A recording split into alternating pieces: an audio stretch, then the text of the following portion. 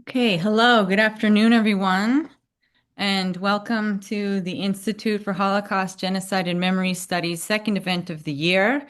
Today, our event is October 7th Hostages, a conversation with Jonathan Dekel-Chen. Jonathan, thank you so much for being with us. I am Chana Pulingalai. I'm the new director of the Institute. I guess I'm not that new since this is my 30th day on the job.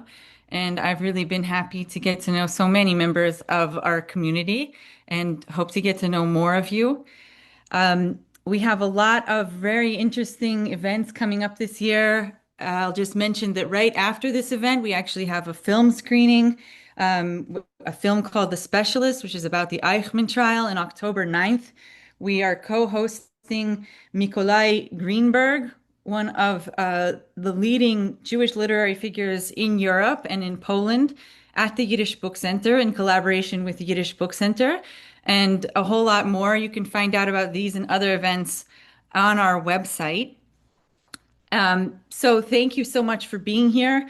We just less than 2 weeks ago, we started the year by speaking with the journalist Jackie Khoury, who has been an investigative journalist of Palestinian society for decades, and he shared with us some of the challenges and the importance of reporting on Gaza now and how he sees things and how he sees daily life there.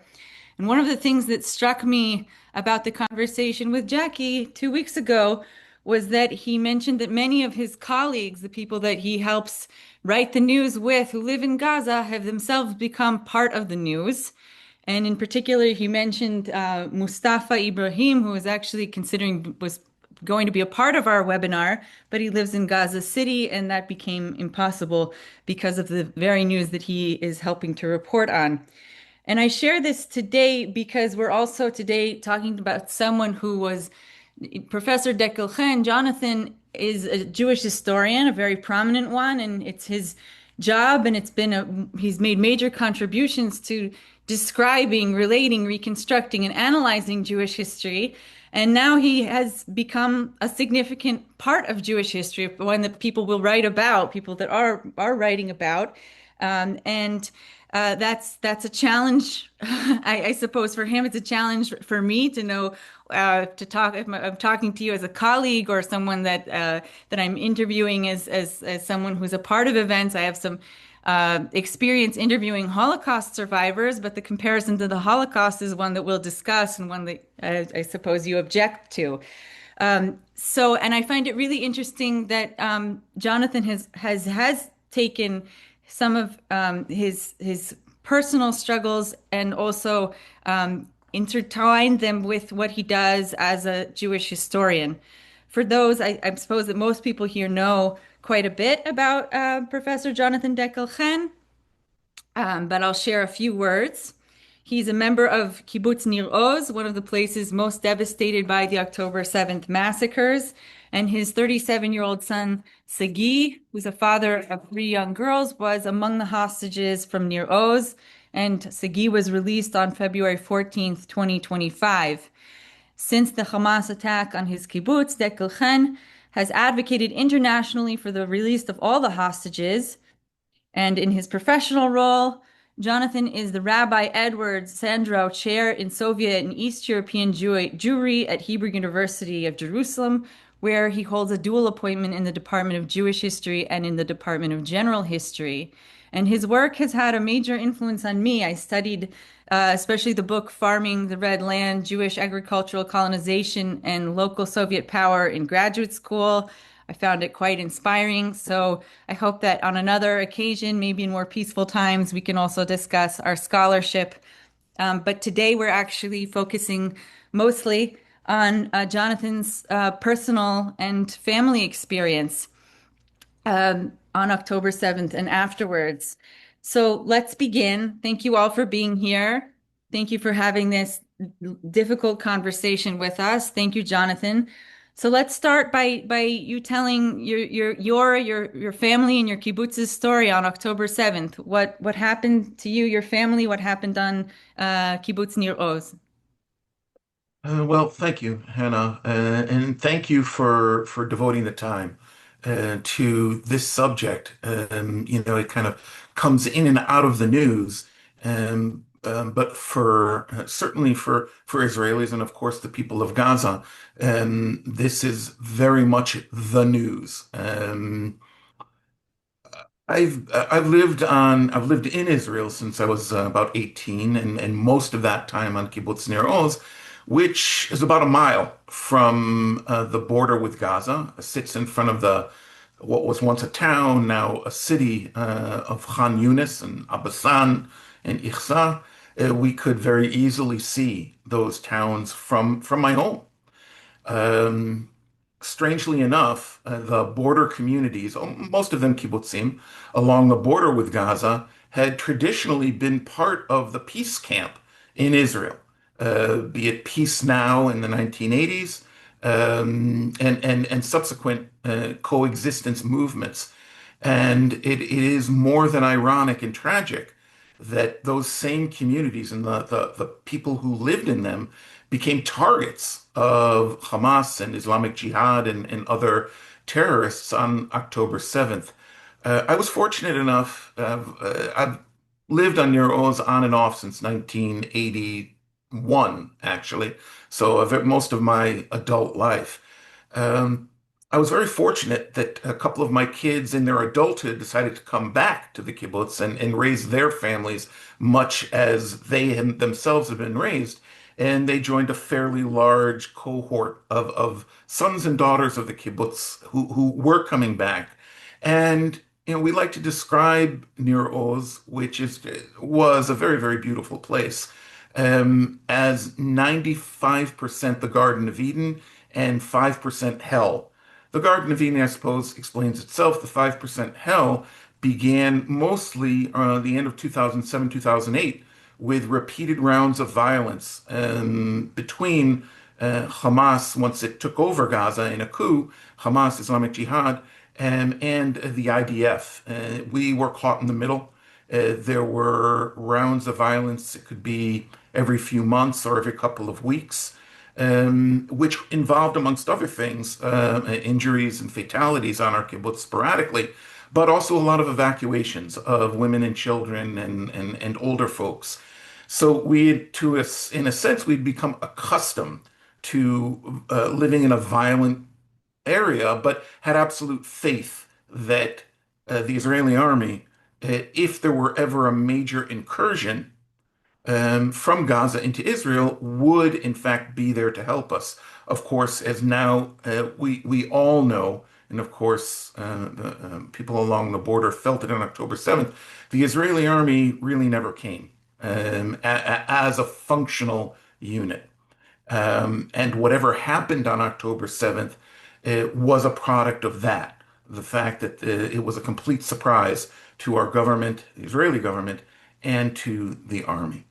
As far as the day itself, I was actually not on the kibbutz that day. I was woken up at about 6 in the morning in Baltimore. I was on my way to a academic workshop on a book that I was contributing to hear the news that my home, family, and friends were under assault. Um, I tried to reach my kids. I was only very partially successful. I did learn, however, in real time from the WhatsApp communications amongst the general population and the kibbutz fast response team that I was getting a picture of what had happened or what was happening at that moment. Uh, Fortunately for us, my daughter and her young family, Sagi's wife, who was 7 months pregnant at the time, and his two daughters survived the massacre. Um, but on that day, we now know that 76 people were taken from our kibbutz, amongst the 240 that were taken hostage by Hamas, Islamic Jihad, and other looters and gangs, and that 67 of our members had been murdered on that day or subsequently to the 7th of October, murdered while in a captivity. Um, It was impossible to know for the first couple of days what had happened to what we now know were hostages. They simply disappeared. The kibbutz, in effect, except for a very few incredibly heroic young men from the first response team who tried to do battle with hundreds of terrorists and perhaps up to 1,000 looters, some of them armed, some of them not, were the vast majority of people were hiding or taking shelter in their hardened rooms, their bomb shelters next to their homes that had been built many years earlier. And it was very difficult once the army did arrive, 2 hours after the terrorists had already left the kibbutz. It was very difficult to know what had happened. It took a number of days until we understood that a vast number of people had been taken hostage from the kibbutz, and it took several weeks until we knew that Sagi was alive and that he was, again, with 75 other members of our kibbutz, being held hostage in Gaza. We only learned that Sagi, we only had positive proof that he was alive um, on February 15th, 2025, so nearly 500 days, when he stepped out of the Hamas van with another two hostages who were being released at those horrible exchange ceremonies that Hamas orchestrated in Khan Yunis. Until then, we were not sure if he was alive or what condition he was in. So no, you didn't get any signs of life for those 500 days. No positive signs of life. We had some indications, but none of them with absolute certainty. And that was the case for many, many hostages.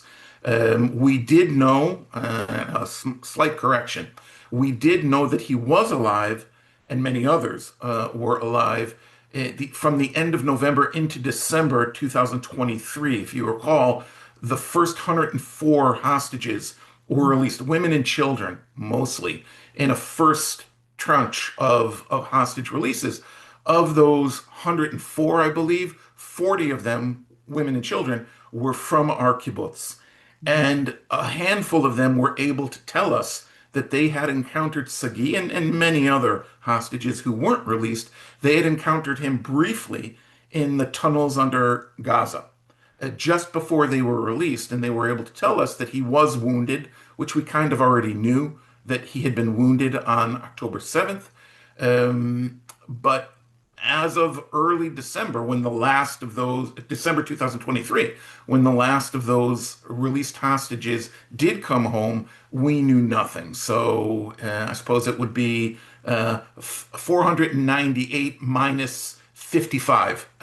We simply had no positive indication, much of anything, about Sagi.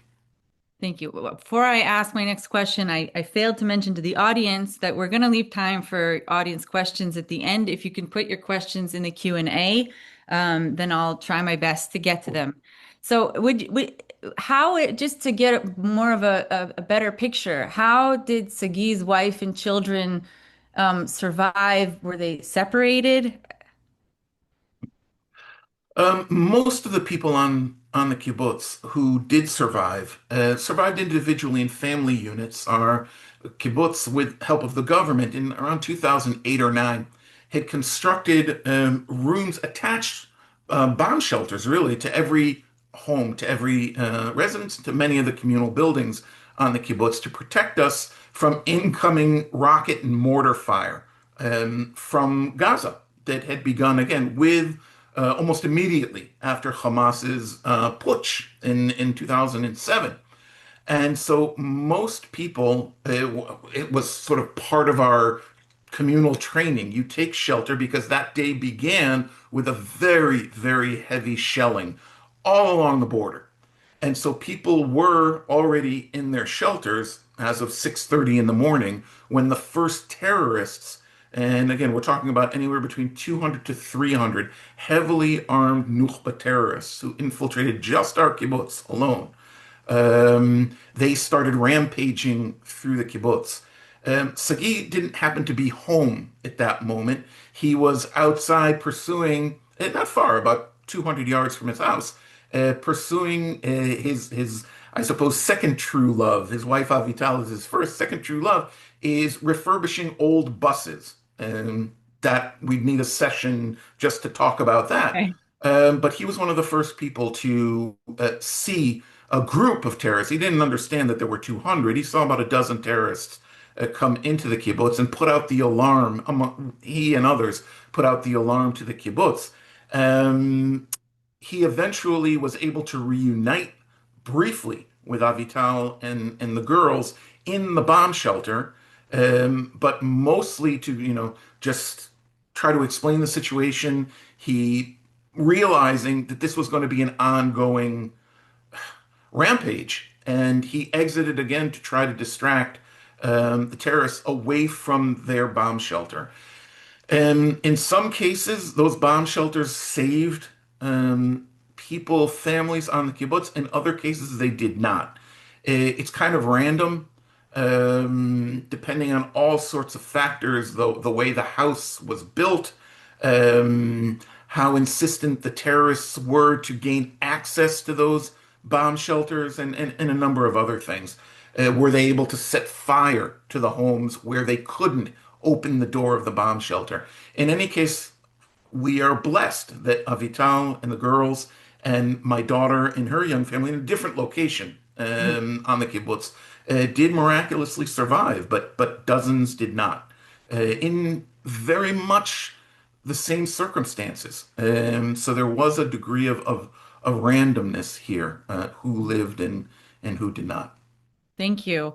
So you've already shared that for most of the 500 days when Sagi was hostage in Gaza, you didn't know if he was alive or well. But other with that, can you like tell us a little bit about that process? Were there different stages of those 500 days for you as a father? What did you go through in that very extended period of time? Well, it took me a couple of days. It was the worst period of my life, as you can easily imagine. Not just did I have a son who had been taken hostage by a murderous terrorist organization, but my grandchildren and kids in my entire community had been traumatized. I lost, 60 something members of my extended family. Because that's what a kibbutz is, particularly a pretty small kibbutz on the border. Our homes were completely destroyed and our way of life. We can't go back to Nir Oz. So all of those were and still are, quite honestly, circulating. Of the 48 remaining hostages in Hamas captivity, some living and some not, nine of those 48 are from Kibbutz Nir Oz. So for us, there really isn't any healing until all of the hostages are home. And I think it's pretty well accepted in Israel that the country itself cannot heal until all the hostages come home, living and deceased. It took me a couple of days. It was very difficult to get back to Israel because all flights were canceled, and honestly, through the generosity of my mother-in-law, I was able to get on an extremely expensive El Al flight to get home. I believe that would have been on October 10th, and was immediately swept up into the um, the campaign, the international campaign to free the hostages. When I landed in Ben Gurion, I went immediately.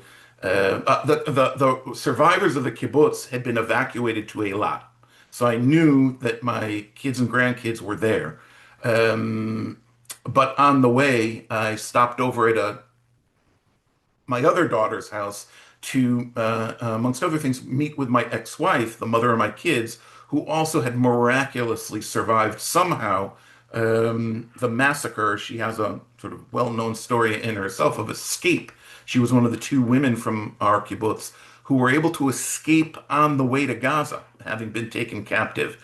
Um, but from that visit, I don't recall exactly how, I was roped into the first international or the first press conference with the International Press Corps in Tel Aviv. Again, I don't recall exactly how that happened.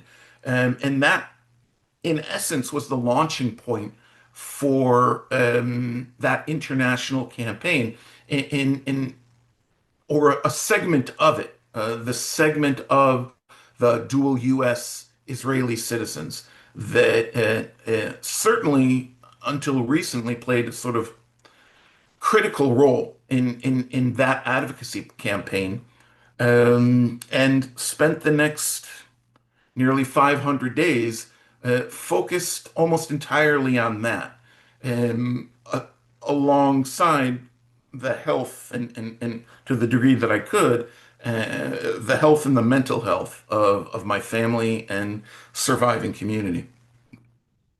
Thank you. So I know that you are not able to share many details about Sagi's experience.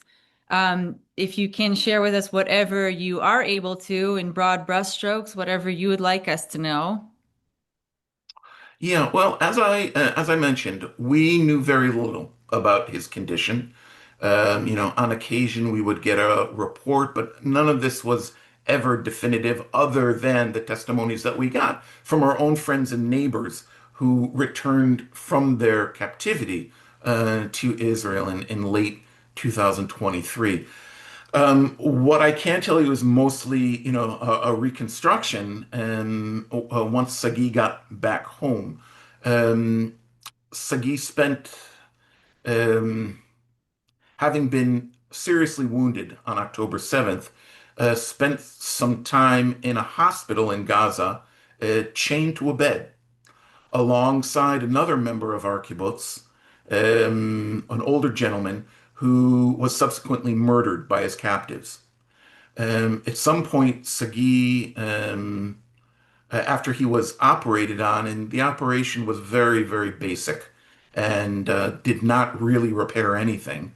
Um, and the two biggest dangers that Sagi would face in the subsequent months were two. One was the danger of infection because the sanitary conditions, both in the hospital, but more especially um, in the 14 or so months that he spent underground in the Hamas tunnels, the sanitary conditions were horrendous. The nutrition was horrendous. He didn't see sunlight like so many other hostages for that period of time.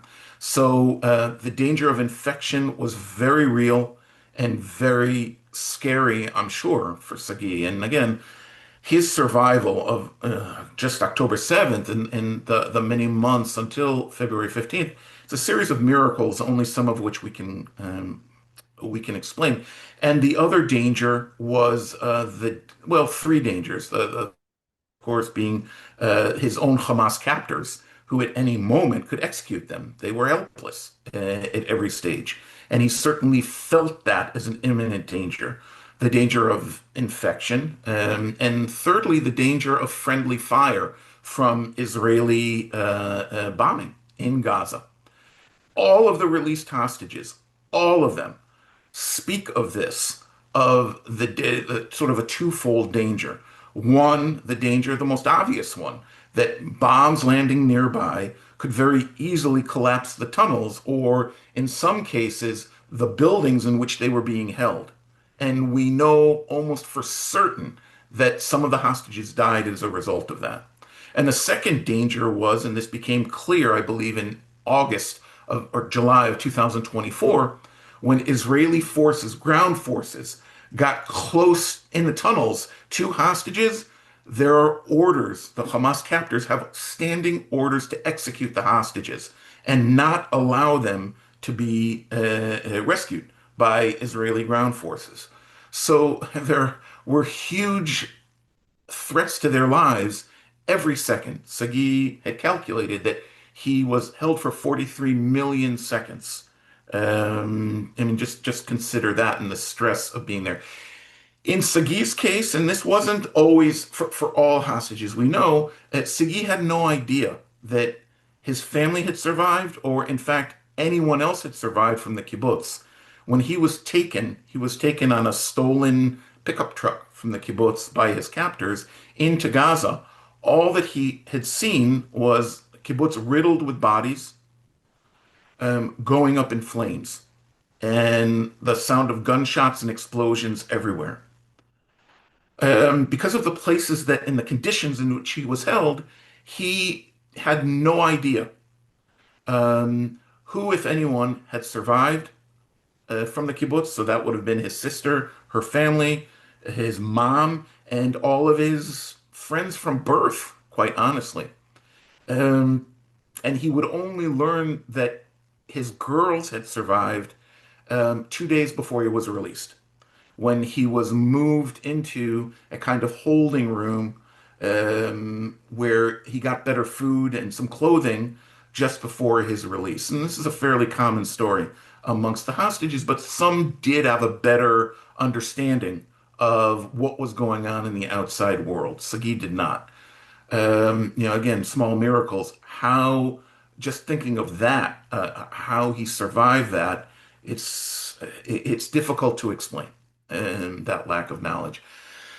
He was moved a number of times, like many of the hostages were, from place to place, all underground. I can't say why they were moved from place to place. Um, some of his captors were sadistic towards him and other hostages. Other captors less so. Um, and that would be the case until the day he was released in February. He came home with a shattered shoulder from a gunshot wound that he sustained on October 7th, and a leg that had been partially repaired, also damaged by gunshot wound on October 7th. Severely malnourished, like almost all of the hostages, um, but overjoyed to reunite with his family and those friends who survived and community, and has been devouring life ever since. Thank you. So this is an Institute for Holocaust and Genocide Studies, and so it's an interesting thought because that we're talking to you, and there are so many Holocaust comparisons circulating now constantly. I try to keep track. It's there we are really saturated with Holocaust comparisons, and you addressed this in an op-ed in the New York Times in June 2004, where you actually argued that we should not compare October 7th to the Holocaust, and we should also not call October 7th a modern day pogrom, pointing out problems with those comparisons. Why did you feel compelled to make that argument? And do you still feel that way? Probably even more so, honestly, since then. I felt compelled. Honestly, I've been thinking about um, sort of the Holocaust narratives that had been contributing to Israel's garrison mentality for many, many years. And as I mentioned in that article or that op-ed, the current Israeli government, did not invent that. It's been going on since Ben Gurion's time. Israeli politicians of all colors or most colors, when they want to sort of uh, convince citizens that a certain thing is true or a certain threat is true, even though the factual argument may be a little hard to prove, they wound up invoking the Holocaust, that this threat, whatever it is, could be the next Holocaust, or look like the next Holocaust, or our enemies are Nazis, and so on. And that troubled me. It troubled me way before October 7th, because it's factually not true for the most part, but more so, it cheapened for me the memory of the Holocaust, and that's always been a very sensitive subject. And granted, I'm not, therefore, cannot be completely objective about this. My late father was sort of the among the hardest core of the Holocaust survivors, essentially in Nazi hands from September of 1939 until Liberation Day, at the end of a death march. And my mother was one of the last refugees out of Nazi Germany in 1940 as a little girl. So those comparisons always troubled me. If for no better reason, that is someone who had chosen, I was brought up in Connecticut, I chose in my young adulthood, rather naively, to immigrate to Israel, make Aliyah. And you grew into adulthood with the ethos of the Jewish state having a responsibility and really an obligation to protect Jewish life. Certainly within the Jewish state, perhaps beyond. My childhood hero probably was Yoni Netanyahu, as ironic as that sort of turned out to be for me. Um, and it was terribly disturbing to me because any comparison to the Holocaust simply ignores the fact that Israel has a very competent army, very competent intelligence services, and allies around the world. These weren't hapless Polish Jews or German Jews with no one to defend them and nowhere to go. That simply has not been true since 1948 anywhere. And so I found that very problematic. And it only intensified, of course, after October 7th because it blended in with our government's absolute refusal to this day to accept accountability for what happened on October 7th.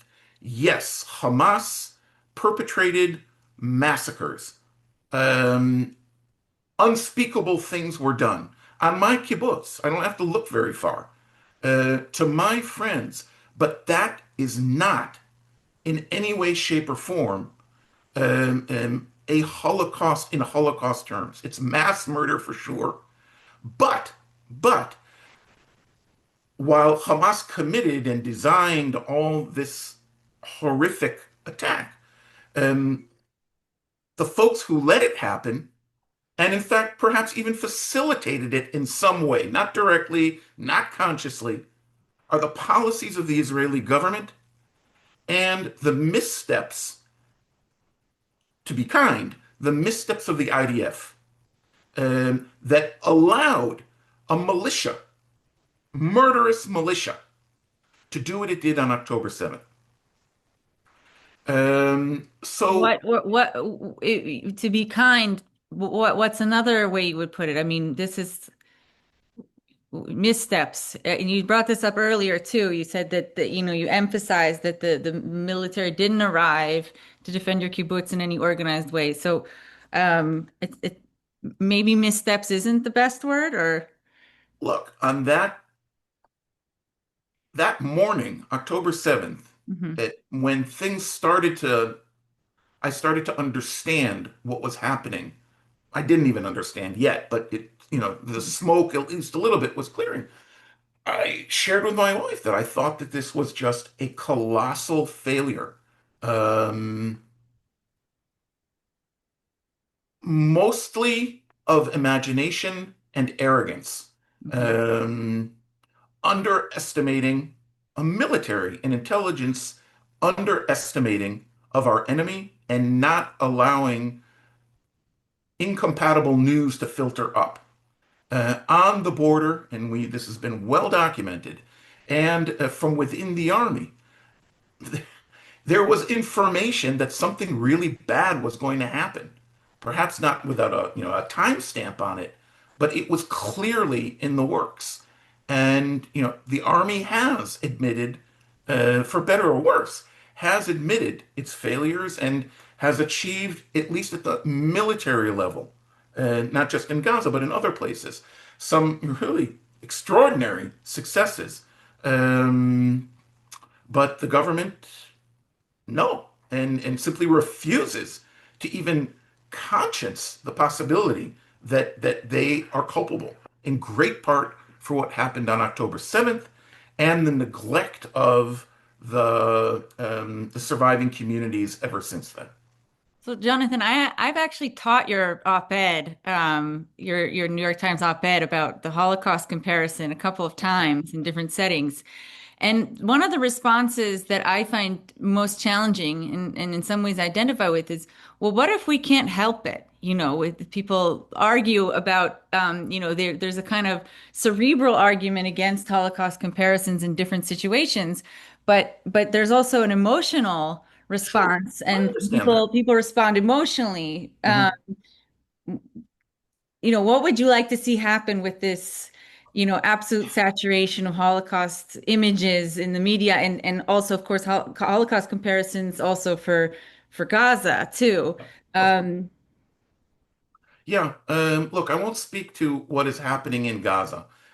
We can all agree, and we'll leave it there, that the people of Gaza have been victims of October 7th at least as much as anyone else. And we'll leave that there. I understand there is an automatic emotional sort of Pavlovian response, because it was horrific, and there's really nothing that can compare to it since 1945, since the liberation of the camps. I get that part. My trouble is more with leadership invoking it consciously and pointedly, in order to, um, in some cases, convince Israelis or Jewish communities of things that are pretty spurious, but arguments that they feel they need to make, and or deflect their own accountability from things that have happened.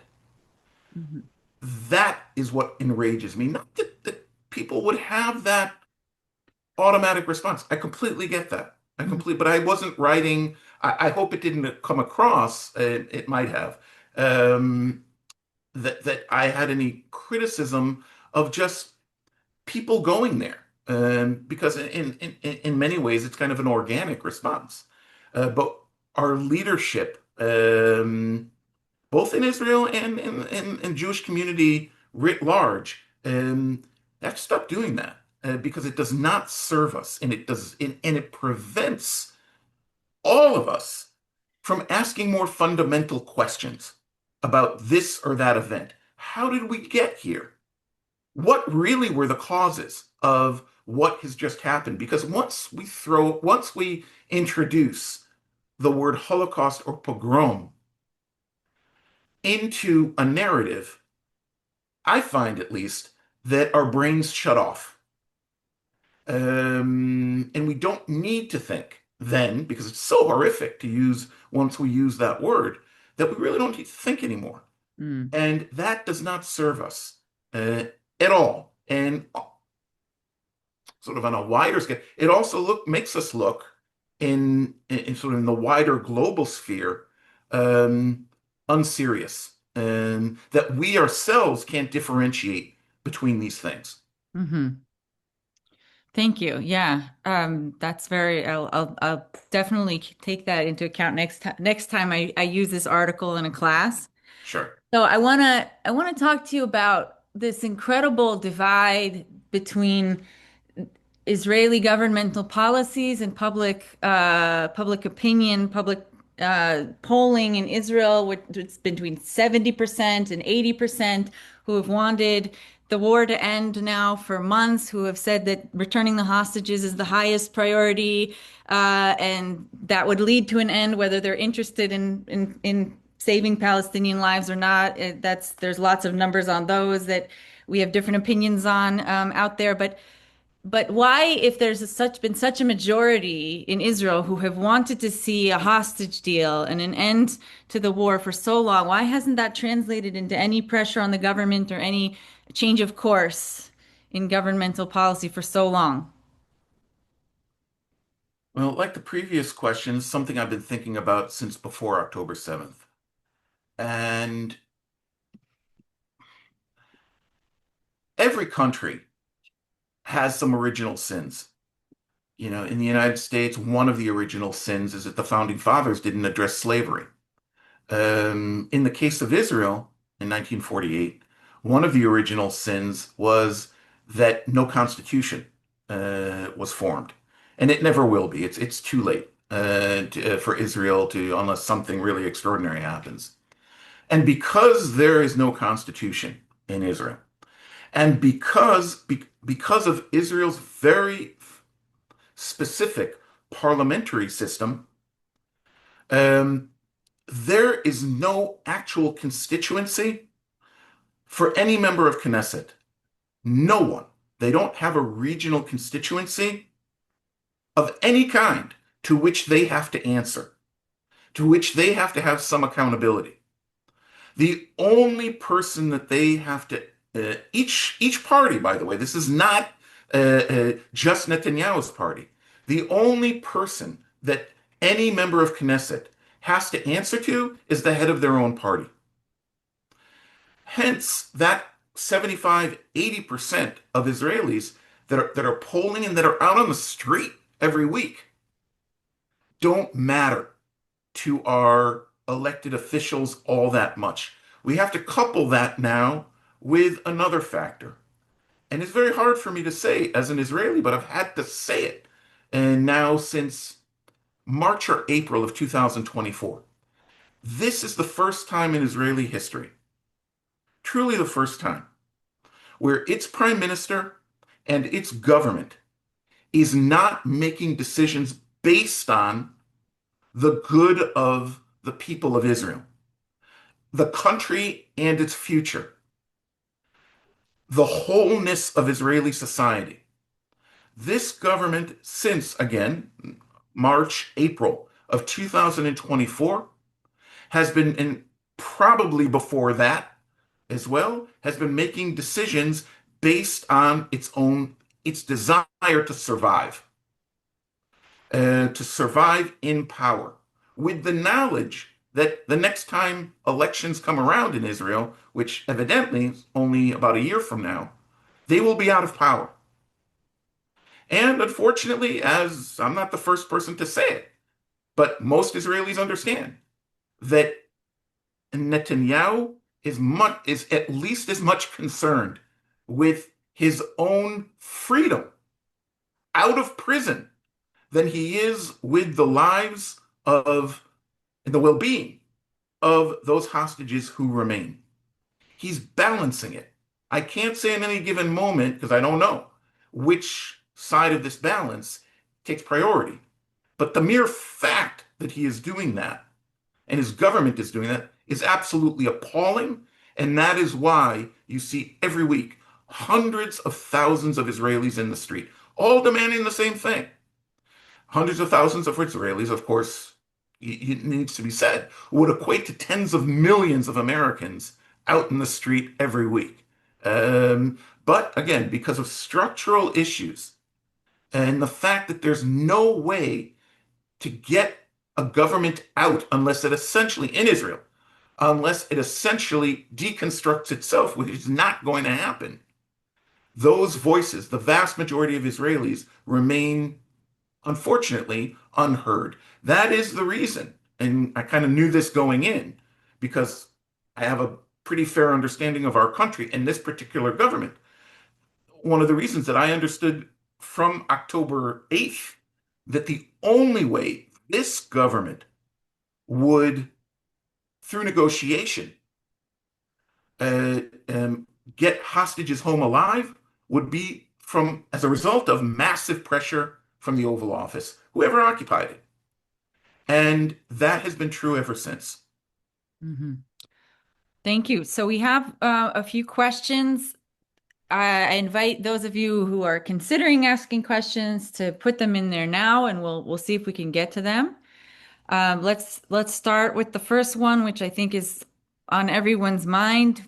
Events are developing in real time, even since you and I prepared for this. And we have Sidra Dekoven Izrahi, who is writing from New Hampshire and sending greetings and asking, can you respond to the most recent development with the proposed ceasefire?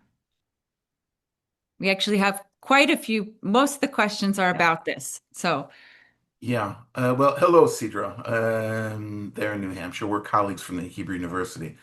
Um, Look, I think all of us have a hard time right now understanding where things are, or how things are going to shake out. Um, there's very little, and I don't know if I'm saying something that, anything new. There's very little that is new in this proposal in the technical sense. The various articles of it. These have all been discussed. Almost all of them have been discussed in one international forum or another. The difference here is that the President of the United States is putting what seems to be his full weight behind it and is saying that, and this is also a first, saying in public that the Gulf states and beyond are fully in support of that. Um, those are positive things because, in a sense, it should help to isolate Hamas leadership into or pressuring them into saying yes.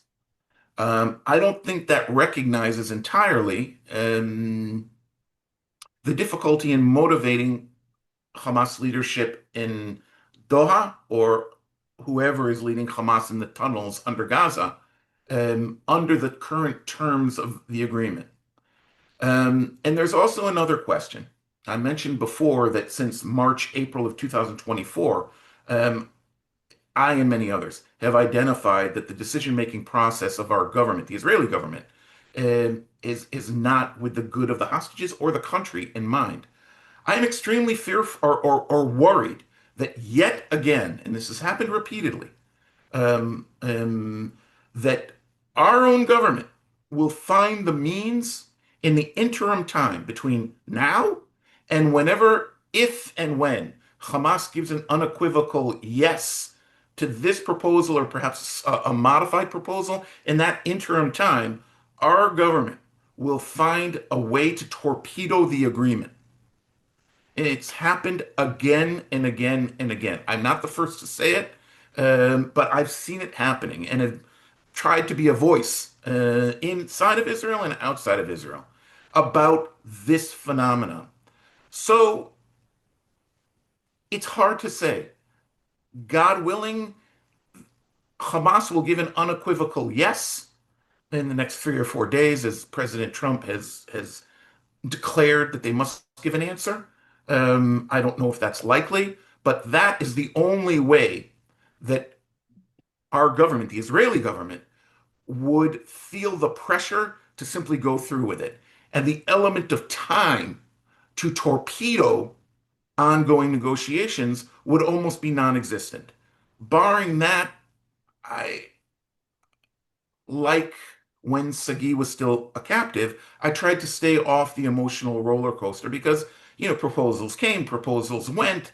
Um, and I think we're sort of in the same spot, but with some important, whatever one thinks about President Trump, those two elements, that declaring and keep in mind, this is what eventually, but coming from President Biden, back in the late spring, early summer of 2024, resulted in the hostage release that Sagi was freed during that time. So I think that's really important. The public declaration of a plan and the suggestion, I don't know how true it is, the suggestion that all of the Gulf states are behind this. Okay, thank you. So I'm going to try to put in to pose two more questions from the audience in the time that we have left. We have a lot of really good questions. We have a lot of very impressive people who are with us today. So thank you everyone for joining. Here we have Benny Davidovich. There have been numerous examples in the past where public protest did eventually lead to toppling a government in Israel. For instance, in the aftermath of the 1973 war, the massacre of Sabra and Shatila, and so forth. What's the difference between those instances, meaning when public pressure did work, and the current situation? And I'm not going to rush you, Jonathan, but I do want to try to get two questions in. Yeah. So, okay. Oh, that's easy. It's actually an easy answer. I appreciate the question. I think it's an absolutely logical one. And the difference is different people. Menachem Begin, whatever one thought of his politics, was a deeply moral man in his own way, deeply. And also, he was terribly troubled by the loss of life, um, both amongst his Israeli soldiers in the initial attack, the initial invasion of Lebanon, and the civilians who'd been killed. So I understand the comparison, but we have a completely different person as prime minister now. Belongs to the same party, but at core, I mean, I'm not, as an Israeli patriot, it's horrible, but Trini said so. This is a deeply immoral person. And that's the answer to that question. And I'm sorry, what was the earlier? That was 1982. What was the first the earlier example that the gentleman brought? 1973. Yeah, 1970. The same, essentially the same thing. Golda Meir is not Benjamin Netanyahu, and you really don't need to think much more than that. There are other reasons that I won't get into, societal reasons, but that's pretty much it. There's an us versus them mentality in the current government, and I'll just, well, I'll leave it there. Okay. So I'm having a hard time with it. So there's a lot of questions. I'm gonna go ahead and choose the one that's in front of my face. So Anna Haikova from London.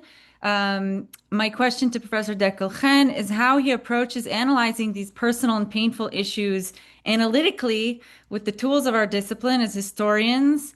It's a topic that she wrestles with herself as a historian, and so yeah, if you could address that. I mean, do you go back and forth? Is it like a light switch?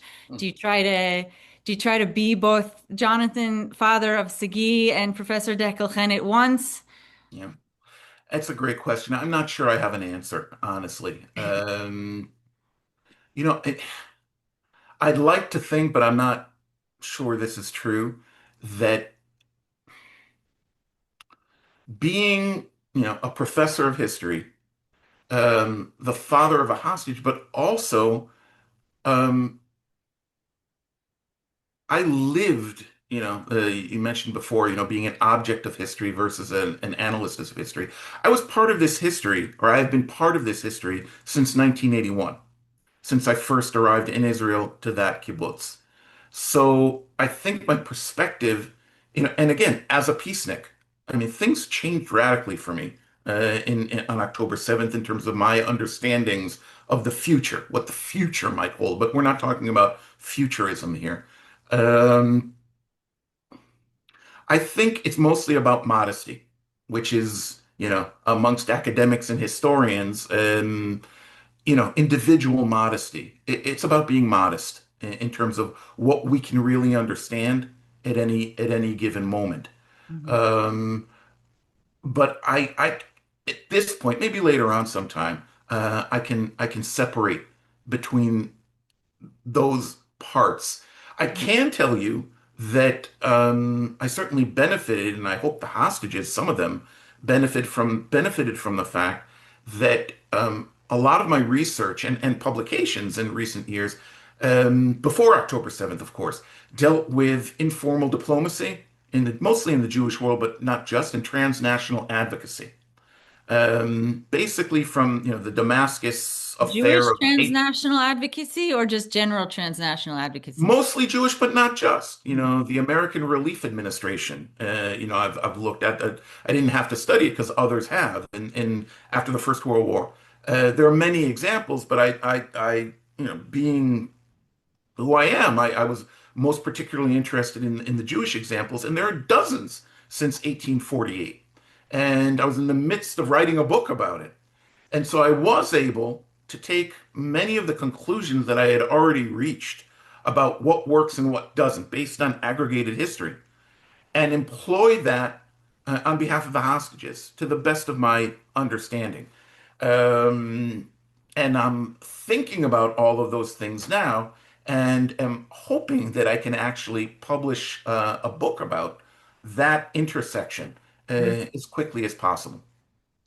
So I see that Professor Jonathan Skolnick has a question about the way that some other scholars, Michael Rothberg and Dirk Moses, think about Holocaust comparisons. Um, and so I'll put that out to you, and I'll put out my final question, and you can choose how to wrap this up. My question to you, it's the same thing I asked Jackie Khoury last time. He didn't think that this was even a sensible question at all, but I'll try it with you, is what could go right?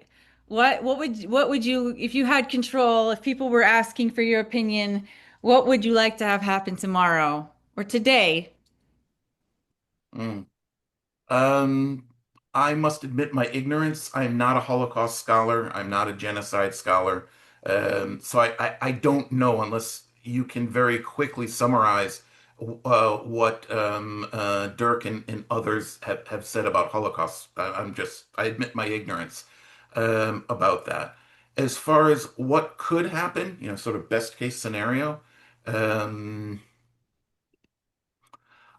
look, the obvious and then the short-term answer is that both sides get to yes as quickly as possible to minimize the suffering on all sides. Something like what we'll call loosely the Trump plan, although he didn't invent it. It's to be clear, of rapid and incredibly generous reconstruction of Gaza, mostly through Gulf money, but not just, with European involvement and others, to de radicalize. And it must be done, de radicalize not just Palestinian leadership, but the Palestinian people. Look, the thing that was most disturbing to me about October 7th, still to this day, and I don't know how to make sense of it, is not the 200, 300 Nukhba terrorists who rampaged through our kibbutz, killed my friends, and took my son. It is the thousand or so looters, most of them civilians, from grannies to fairly little kids, some of them armed, but the vast majority not, who in the wake of, in the shadow of the terrorists came into our kibbutz to loot, burn, kill when they could, rape wherever they could, and even took some hostages with them. Um, that was extremely difficult and still is the most single, if I'm looking, towards, okay, what can we do? We have to do something about that. It's not to say that there isn't hatred on the Israeli side. Of course there is. And there's messianism on the Israeli side that's incredibly destructive. Um, but we can't ignore that. Because there really isn't any future. And I say this as someone with immense skin in the game. My kids and my grandkids live there, and some of them still along the border.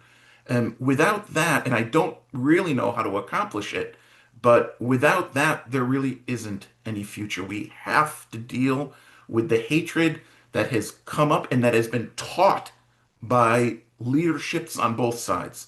And perhaps as educators, we can come up with a good, doable idea about this. So far, we failed.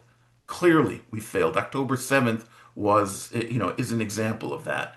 And the messianic lunacy amongst some of our leadership and a small proportion of the Israeli electorate.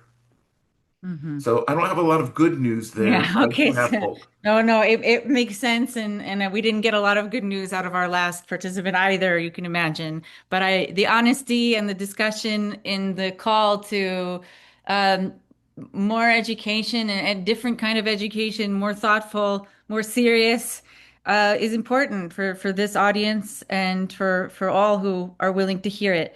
So.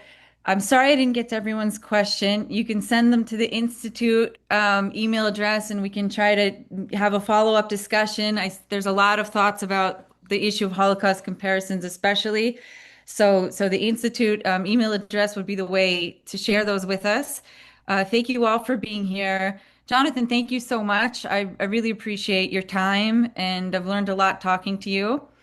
And so I wish for those who are celebrating Yom Kippur to have a nice holiday. For those who are not, to go in peace and come back and continue learning with us and continue helping me to learn. So thank you so much. Thank you. Thanks.